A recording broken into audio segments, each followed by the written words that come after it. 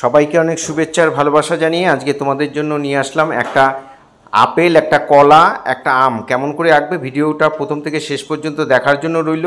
আর সবাইকে অনেক অনেক শুভেচ্ছা, অনেক ভালোবাসা রইল।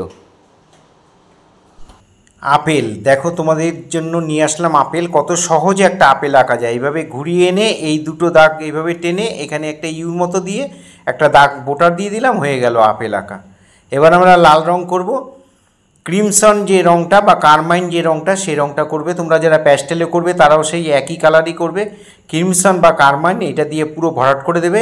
এই মাথার দিকটা একটু হালকা করে দেবে। আমি জল রঙে করেছি, তোমরা প্যাস্টেলে করলে একই কালারই করবে। এই মাঝখানটার মধ্যে একটু ব্রাউন মিশিয়ে আমরা শেডটা করে দিয়েছি। চারপাশ থেকে এই লালটার মধ্যে আমরা একটু ব্রাউন মিশিয়ে দিলাম, একটু সামান্য একটু, তাহলে কালারটা একটু ডিপ হয়ে গেল। এইভাবে দিয়ে আমরা সমান করে ভরাট করে দিলাম। আর বোটার মধ্যে যখন করব তখন আমরা ব্রাউনটা একটু বেশি করে দিয়ে দিয়েছি, এখানে একটু ব্ল্যাক টাচ করে দিয়েছি। আর ব্ল্যাক টাচ করে নিয়ে বোটাটাও করে দিলাম, এখানে একটু মিলিয়ে দিলাম হালকা করে, হয়ে গেল ম্যাঙ্গো এই অ্যাপেল আঁকা। কত সহজে হয়ে গেল। একটা ছায়া দিয়ে দিলাম। এইভাবে তোমরা বাড়ি। আজ তোমাদের জন্য নিয়ে আসলাম কলা আঁকার সহজ পদ্ধতি। তিনটে মাত্র লাইন দেব, পরপর তিনটে লাইন দিয়ে এইরকম নিচটাকে এইভাবে ঘুরিয়ে করে দিলাম, আর ওপরটার মধ্যে এরকম ঘুরিয়ে নিয়ে এসে বোটাটার মধ্যে জুড়ে দিলাম। দেখো একটা কলা আঁকা হয়ে গেল। কত সহজে একটা কলা আমরা এঁকে ফেললাম।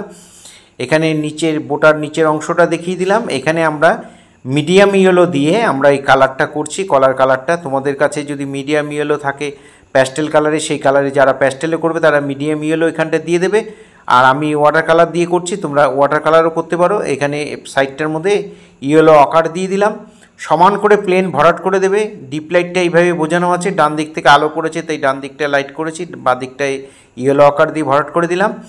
ওপরটা যখন করবে ইয়েলো আকারের সঙ্গে একটু ব্রাউন মিশিয়ে উপরে পোর্শনটা ভরাট করে দেবে। আর নিচেও তাই বোটাটার মধ্যে যখন করবে একটু ব্ল্যাক টাচ করে এরকম দিয়ে দেবে, ব্যাস হয়ে গেল।